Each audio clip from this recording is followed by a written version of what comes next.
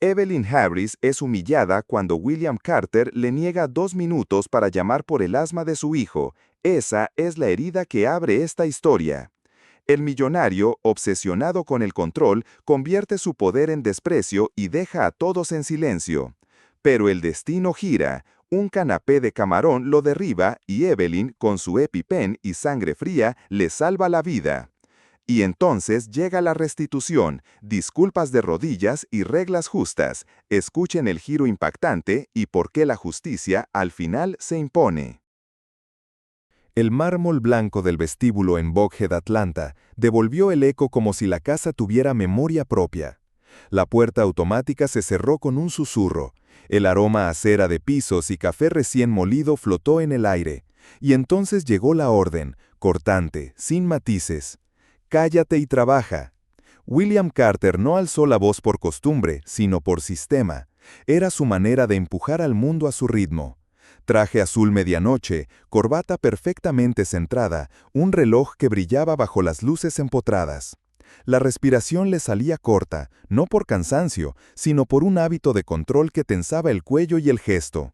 A su alrededor, las pantallas del vestíbulo mostraban gráficos de mercado y titulares financieros. Cada línea verde o roja parecía medir el valor del tiempo de todos, menos el de Evelyn. Evelyn Harris apretó el móvil con los dedos húmedos. No lo había sacado para charlar, lo había hecho porque la escuela de su hijo Noah dejó 3 mensajes seguidos. Asma, temporada de polen alta, protocolos, el inhalador de repuesto. En su mente, esas palabras se superponían al suelo brillante y a los pasos del personal como un zumbido insistente. Dio un paso hacia la pared para no estorbar y antes de marcar, respiró hondo para que la voz le saliera estable. «Señor Carter, solo son 2 minutos», dijo, con el teléfono a media altura, la mirada contenida. «Mis inversores esperan en 10», la cortó él sin mirarla. «Tu vida personal no es mi problema». El silencio posterior no fue vacío, fue tenso, como una cuerda estirada a punto de vibrar. El chofer, Tom, que pasaba con un juego de llaves, fingió revisar un correo en su propio móvil. Maggie, el ama de llaves, detuvo el carro de limpieza con un giro suave de ruedas. El chef, al fondo, revisó el reloj de pared como si el minutero pudiera darle una salida honrosa. Nadie quería ser testigo, y todos lo eran. William no odiaba a la gente, temía la debilidad. Había crecido en una casa donde las facturas se apilaban en la mesa de la cocina, y había prometido de joven que jamás volvería a pedir favores. La disciplina lo sacó adelante, primero un empleo mal pagado, luego inversiones arriesgadas, finalmente una fortuna que le enseñó a confundir respeto con miedo. En días de cierre de trimestre, su mente era un tablero de control, cada imprevisto una amenaza al orden. Pedirle 2 minutos sonaba para él como intentar abrir una rendija en la compuerta de una presa. Evelyn no estaba pidiendo permiso para existir, estaba pidiendo una oportunidad para responder. 2 empleos, un alquiler que subía cada año, el inhalador de Noah que había que reemplazar antes de fin de mes. Se había inscrito en un curso de primeros auxilios en la iglesia del barrio no por curiosidad, sino por necesidad. Si algo pasaba, debía saber qué hacer. Esa decisión le daba una calma modesta, el tipo de seguridad que no se ve, pero sostiene.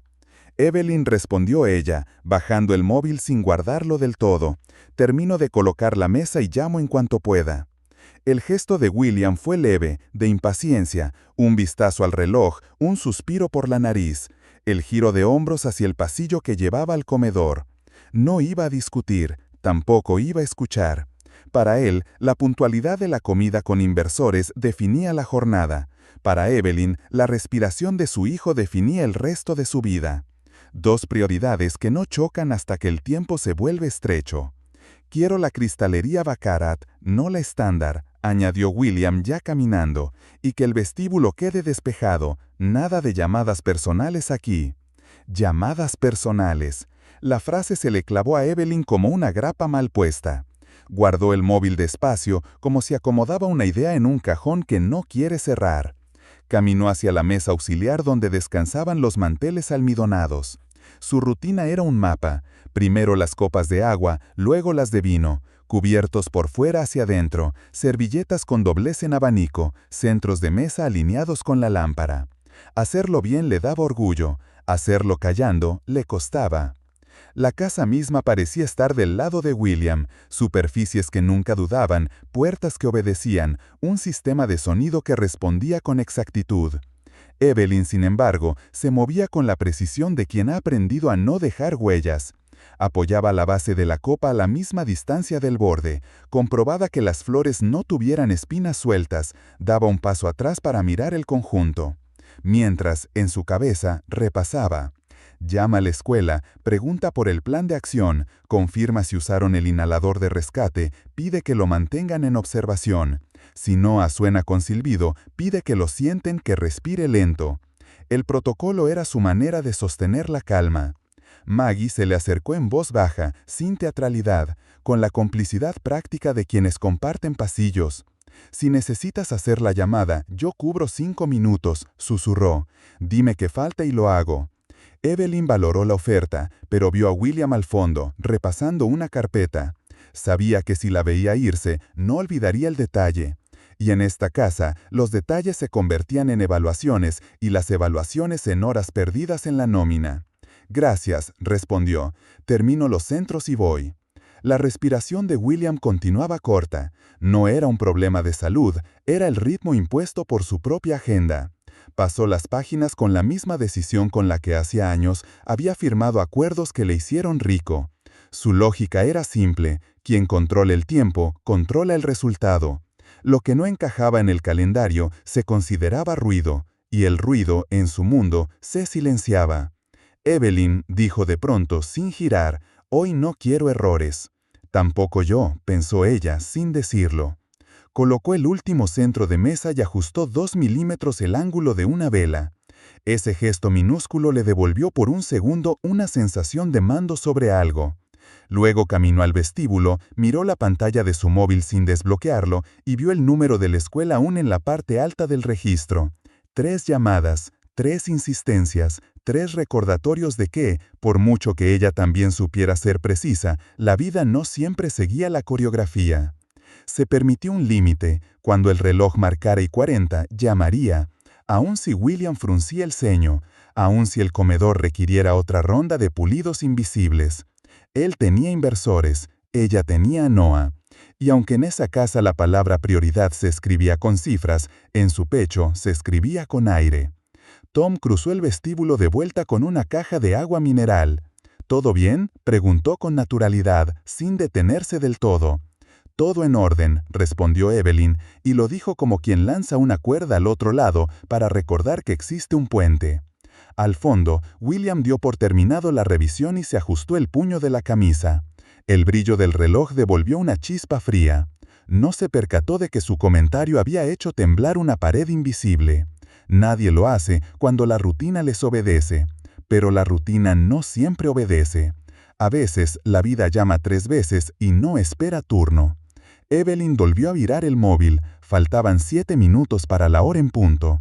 7 minutos podían ser un mundo en el pecho de un niño que lucha por respirar. Apoyó la mano en la mesa para anclarse y tomó aire, lento, como le enseñaron en el curso. Primero tú respiras, luego ayudas a respirar. En ese instante, la casa dejó de parecer un templo del control y se convirtió para ella en un pasillo que debía cruzar sin perderse. Afuera, Atlanta seguía su propio ritmo. Adentro, el de William marcaba el compás. Entre uno y otro, Evelyn sostuvo su propia cadencia, hecha de oficio, responsabilidad y un amor que no pide permiso. La tensión no se disolvió, se espesó, como si el aire hubiera pasado de transparente a denso. En la cocina abierta, el golpecito de una base mal apoyada bastó. Un vaso tembló, rodó y se hizo añicos contra la cerámica. El sonido rebotó por el pasillo como una campanada fuera de lugar. «Mira lo que hiciste con mi alfombra italiana», dijo William, sin elevar el tono pero afilando cada sílaba, señalando el borde del vestíbulo como si apuntara a una evidencia. «Aquí no se tropieza, aquí no se improvisa». Jason Miller, el chef, apartó la mirada hacia la tabla de cortar. Sabía que en esa casa los errores llevaban nombre, hora y descuento en nómina. Maggie, el ama de llaves, se agachó sin ruido, barrió los trozos con el recogedor de goma y pasó una toalla de microfibra, dejando la superficie tan limpia que solo quedó el recuerdo del susto. Tom, el chofer, frenó el impulso de ayudar. Aprendió que, cuando William marcaba un fallo, cualquier gesto podía parecer defensa. Evelyn tragó orgullo, saliva y cansancio al mismo tiempo. Guardó el móvil como quien apaga una alarma que no deja de sonar en la cabeza. «Aguanta, bebé», pensó. Noah se le instaló en el pecho como un nudo. Tomó aire, lo sostuvo 2 segundos, lo soltó lento. La rabia cruzó su cuerpo y en lugar de estallar se transformó en algo más peligroso, foco. «Terminas el servicio y te vas, te descontaré el día», añadió William, girando ya hacia el comedor, donde lo esperaban 2 socios, Mark Jensen y Linda Fox, ejecutivos de sonrisa ensayada y agendas apretadas. El mensaje era simple: el tiempo de William valía más que cualquier imprevisto ajeno. El personal lo entendió sin palabras. La humillación prendió en el aire como grasa en sartén caliente. Primero un chasquido, luego un olor leve a quemado que nadie quiere reconocer. Jason retomó el orden de platos. El catering había llegado con cajas rotuladas con marcadores gruesos: caprese, pollo, gambas. En la lista de Evelyn, subrayado, decía «sin mariscos en la mesa principal», una preferencia que solía cumplirse por protocolo. Pero ese día, el pedido llegó con una sustitución de último minuto: canapés de camarón con salsa cítrico para la recepción, solo en bandeja, no en mesas. Jason lo recalcó a su asistente, Amanda Reed. «Los de camarón se quedan en la bandeja negra, ¿sí?», dijo señalando los colores, «nada de mezclarlos». «Hecho», respondió Amanda, moviendo bandejas con precisión de reloj. Maggie terminó con el cristal y dejó el camino listo. Evelyn cruzó la cocina con un paño de lino al hombro y el bloc con el orden de servicio. Recorrió la mesa principal con la vista, copas alineadas, cubiertos brillando, centros de mesa en su eje.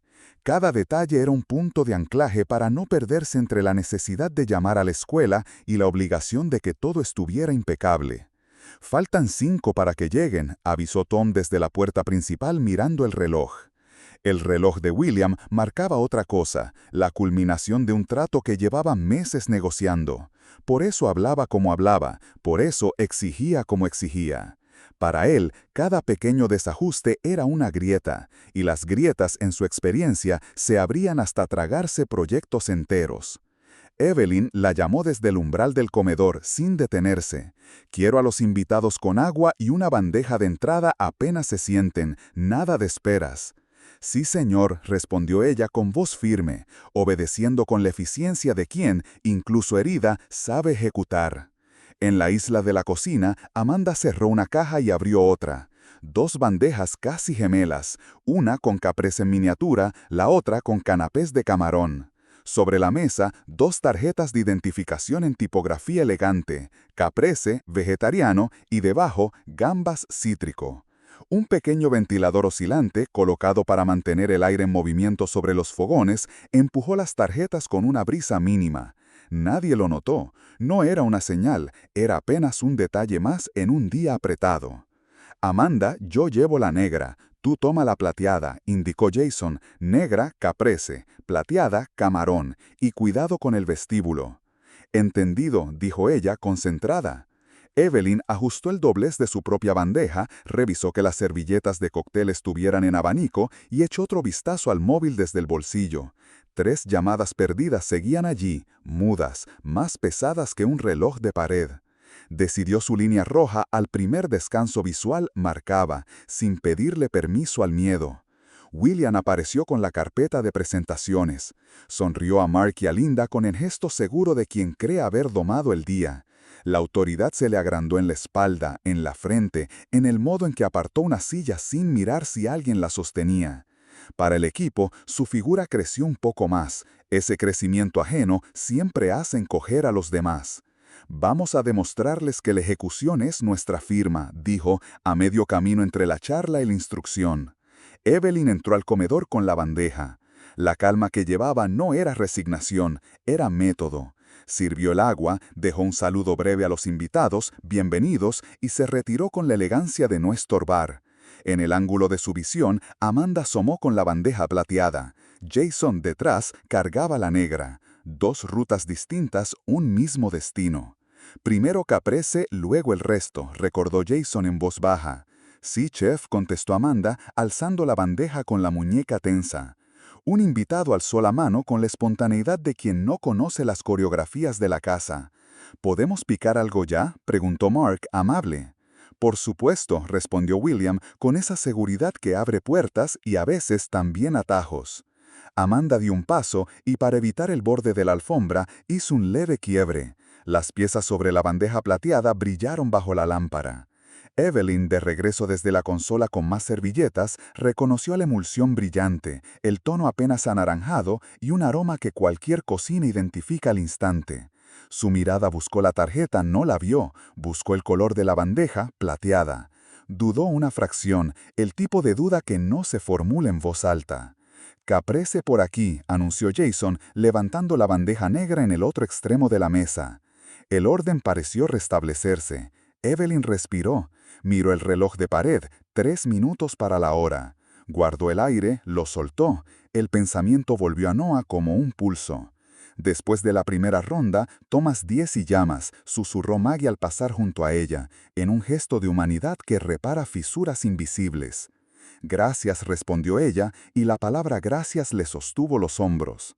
La autoridad de William creció un tramo más ante los ojos del personal, su tono seguro, sus socios atentos, la coreografía obediente, el comedor bajo control.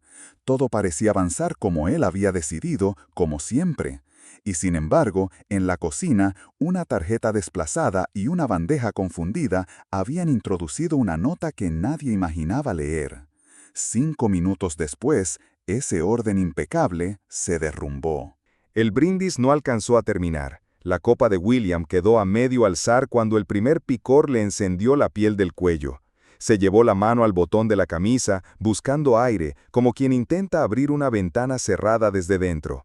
Un canapé de camarón, colado en la bandeja equivocada por un apuro tonto, acababa de empujar un dominó que él creía tener controlado desde hacía años. Primero llegó el enrojecimiento en placas, luego esa comezón que no cede, y después la sensación de túnel, la garganta cerrándose como una puerta pesada que baja el pestillo. «No, aire», dijo en un hilo, mirándose las manos como si el problema estuviera allí. Dio un paso hacia atrás, tropezó con la silla y cayó de rodillas. La altivez se quebró sin ruido, los ojos se le clavaron en Evelyn buscando algo que no era servicio, era auxilio. Nadie se movió. El tiempo de pronto se volvió pequeño. El zumbido del aire acondicionado sonó como un motor lejano. Evelyn lo vio todo con una claridad insólita, el color drenando de la cara de William, el aleteo inútil en la tráquea, el silbido entrecortado. Su cuerpo recordó antes que su mente, el salón comunitario de la iglesia, la voz firme de la instructora repitiendo, reconoce, actúa, evalúa. «Maggie, botiquín, EpiPen, ahora», ordenó ya, se volvió las tobillos. «Jason, llama al 911, di, reacción alérgica severa, adulto, respiración comprometida». Maggie salió como un resorte hacia el armario del pasillo. Jason ya marcaba, el móvil temblándole apenas entre los dedos. Evelyn aflojó el primer botón de la camisa de William y lo colocó en posición sentada, inclinándolo ligeramente para facilitar la entrada de aire. «William, míreme», dijo con una calma que no era fría, era útil, «voy a ayudarle, no cierre los ojos». El botiquín llegó en manos de Maggie, el EpiPen azul asomó en la superficie como una llave. Evelyn lo tomó, giró el seguro naranja, apoyó el autoinyector contra el lateral del muslo de William, a través de la tela, sin pérdida de tiempo, y contó con voz clara, para él y para todos. 1, 2, ya. El chasquido seco atravesó la tela. William apretó la mano de Evelyn como quien agarra tierra para no ser arrastrado por la corriente. Ella sostuvo el autoinyector los segundos necesarios, retiró, masajeó suavemente el área para favorecer la absorción y siguió guiándolo con el ritmo. «Respire conmigo. Inhala, exhala, no cierre los ojos. Quédese aquí», repetía, anclándolo a la silla y a su voz. En el altavoz del móvil de Jason se oyó al operador. «¿Se administró epinefrina?» Sí, una dosis, respondió Jason. Está consciente, con dificultad para respirar. Dirección. Manténganlo sentado y vigilado, la ambulancia va en camino, dijo la voz. Evelyn miró el reloj de pared, marcó mentalmente el minuto de la inyección. Evaluó, ronchas aún visibles, respiración ruidosa pero con una apertura mayor que 30 segundos antes. Le aflojó el reloj a William y le sostuvo la nuca con una toalla doblada para estabilizarlo. Sobre la mesa, una servilleta blanca tenía una diminuta mancha de salsa. La vio y por un segundo le molestó el detalle. Acto seguido apartó el pensamiento. Prioridades. Evelyn, balbuceó William intentando tragar. Perdón. No hable, respire, aquí. Ella le marcaba el ritmo con la palma, subiendo y bajando despacio. Maggie puso otra toalla bajo la rodilla de William para que no resbalara. Tom salió a la puerta principal para abrir paso. Linda y Mark se quedaron en pie, pálidos, sosteniendo copas que nadie volvería a beber. Amanda, con la bandeja plateada aún en la mano, notó por fin la tarjeta desplazada en la cocina y se llevó la mano a la boca, comprendiendo el error silencioso que había encendido la mecha. El color empezó a regresar en oleadas, primero una sombra en las mejillas, luego un hilo de voz más lleno. Las manos dejaron de temblar y el pecho, aunque aún acelerado, encontró el compás que Evelyn le ofrecía.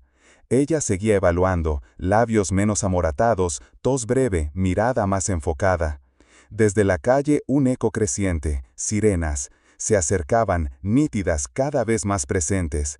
Evelyn no soltó la mano de William. «Siga conmigo», dijo. «Está pasando. Quédese. Mire aquí». Jason puso el móvil en altavoz para que el operador oyera la mejoría. «El paciente responde mejor tras la dosis», informó. «Mantengan la calma y prepárense para la llegada del equipo», dijo la voz. William tragó, cerró los ojos solo para humedecerlos y los abrió de nuevo, anclado al rostro de Evelyn. La camisa se le pegaba al cuerpo por el sudor, la postura, todavía de rodillas, ya no era caída sino sostén. «Lo siento», alcanzó a decir, sincero y breve, como si cada palabra hubiera tenido que abrirse paso entre el orgullo y el aire. Evelyn asintió apenas. No era el momento de saldar cuentas, era el momento de cuidarlo. Las sirenas ya estaban en la entrada. La casa, tan acostumbrada al control, escuchó por primera vez un sonido que no obedecía a su agenda. Y en el centro de ese ruido nuevo, la voz de Evelyn seguía siendo el metrónomo que mantenía a William presente, respirando, aquí. Los paramédicos llegaron con el profesionalismo que corta el pánico. Evaluaron presión, oximetría, auscultaron el pecho de William, registraron el tiempo de la epinefrina y aplicaron oxígeno por cánula. Se lo llevaron para observación, advirtiendo sobre el riesgo de reacción bifásica y la necesidad de monitoreo. El comedor se quedó con las sillas corridas, copas a medio llenar y un orden impecable que ya nadie miraba. Cuando William regresó más tarde, con la pulsera del hospital en la muñeca y la camisa cambiada por una prenda sencilla, lo acompañaba uno de los paramédicos con un informe breve. Estable, sin recaída, indicaciones claras de seguimiento y prescripción para autoinyectores de repuesto. El apetito no volvió, sí lo hizo el silencio correcto que nace del respeto. William pidió reunir al personal en el vestíbulo. Ya no habló desde la escalera ni se apoyó en el marco de la puerta como quien ocupa una altura simbólica. Se quedó en el mismo punto donde se había desplomado, a la altura de los ojos de Evelyn. «Miss Harris», dijo, tragando más orgullo que saliva, «me salvó la vida. No hay excusa para lo que hice antes. Voy a arreglarlo, ahora». No improvisó promesas. Señaló a Tom, que ya traía una carpeta. Dentro, impresas y fechadas, había medidas concretas. Pausas de emergencia sin penalización. Cualquier miembro del equipo podría tomar una llamada o ausentarse brevemente ante situaciones urgentes familiares o de salud. Quedaba prohibido el descuento automático de horas por ese motivo. Línea directa para familiares. Un número exclusivo derivado al despacho de administración para filtrar y priorizar llamadas críticas a favor del personal durante el horario laboral. Formación anual en primeros auxilios para todo el equipo. Curso certificado en RCP, uso de DEA y manejo de anafilaxia con autoinyector, impartido por instructores acreditados. Asistencia en horario de trabajo, con pago de horas. Fondo de salud para personal doméstico. aportes mensuales de la casa para cubrir copagos, medicamentos esenciales, incluidos inhaladores y autoinyectores, y consultas básicas. Firmo al pie de cada hoja, con letra firme, y luego añadió a mano vigencia inmediata. «Y esto es para usted», dijo volviéndose hacia Evelyn, 3 meses de salario por adelantado y una carta de recomendación lista para cuando la necesite. Hizo una pausa, respiró hondo. «Y una beca. Si decide tomar el curso de técnica en emergencias médicas en el Community College, lo cubro completo. Matrícula, libros, transporte. No es caridad, es reconocimiento». Evelyn sintió, por primera vez en todo el día, que el peso se soltaba del pecho. No había venido a cobrar una deuda moral con intereses, había venido cada mañana a trabajar con dignidad. La palabra que eligió no fue blanda. «Quiero que se disculpe con todos», dijo, señalando al equipo, «no por mí sola». William asintió sin negociar condiciones. Se arrodilló por elección, no por falta de aire, y miró a cada uno a la cara, con los nombres por delante como una restitución simple y exacta. Maggie Collins, lo siento por alzar la voz cuando algo se derrama. Jason Miller, lo siento por convertir la precisión en miedo. Amanda Reed, lo siento por no protegerte de la prisa que yo mismo impuse. Tom Fletcher, lo siento por confundir urgencia con impaciencia. Miss Harris, lo siento por haber puesto mi agenda por encima de su vida. Las palabras no fueron solemnidad vacía, se quedaron en el aire como balizas. Nadie aplaudió, no hacía falta. El silencio que siguió no fue tenso, fue limpio, como una habitación ventilada después de un día pesado. Esa misma tarde cambiaron cosas prácticas que no salen en informes. Maggie colocó 2 EpiPen en un lugar visible del botiquín y pegó un esquema de actuación junto al extintor. Jason rediseñó el flujo de cocina para separar con colores los alérgenos y creó una lista doble verificación para bandejas. Amanda dejó de cargar con el temblor en la muñeca. Tom programó en el coche una ruta directa al hospital más cercano, por si acaso. Y en la consola del vestíbulo, al lado del arreglo floral, apareció una caja discreta con tarjetas de contacto del nuevo fondo de salud. Semanas después, la vida tenía otro compás. Evelyn cruzó el campus del Midtown Community College con una mochila nueva que no pesaba por el material, sino por lo que anunciaba. Libros de anatomía básica, manual de RCP, cuaderno con su nombre. El móvil vibró. Noah reía al otro lado por una broma en clase. «Estoy bien, mamá, te quiero», dijo él, entre risas. «Yo más», contestó ella, con el sol de Atlanta calentándole los hombros. En la entrada del edificio de aulas, un cartel limpio y directo decía: «Clases de primeros auxilios abiertas a la comunidad, patrocinadas por Carter Foundation». Un grupo de vecinos esperaba turno, una cajera del supermercado, un entrenador de barrio, 2 cuidadores. Evelyn se apuntó para ser voluntaria en las sesiones prácticas. Su nombre, esta vez, figuraba no solo en la nómina de una casa, sino en la lista de quienes enseñan a sostener la vida mientras llega la ayuda. William no se convirtió en santo, siguió siendo exigente, cuidadoso con los tiempos y los números, pero había aprendido una medida nueva, la del minuto que cabe entre un «cállate» y un «gracias por salvarme». Algunas tardes pasaba por el campus, no para hablar, sino para escuchar a los instructores. A veces se quedaba atrás, leyendo el póster que decía: «Reconoce, actúa, evalúa», la misma secuencia que le dio a él una segunda oportunidad. Para quien busque justicia en esta historia, el primer latigazo de rabia encuentra salida en un gesto sencillo y enorme a la vez: el poder arrodillado por voluntad, el respeto devuelto a su sitio y una mujer que convirtió una humillación en un comienzo. Porque la restitución no fue solo dinero o políticas, fue el cambio visible en la trama diaria. Y a veces eso es lo que equilibra la balanza. Una disculpa a la altura de los ojos, una puerta abierta a tiempo y la certeza de que, cuando la vida llama 3 veces, alguien responde.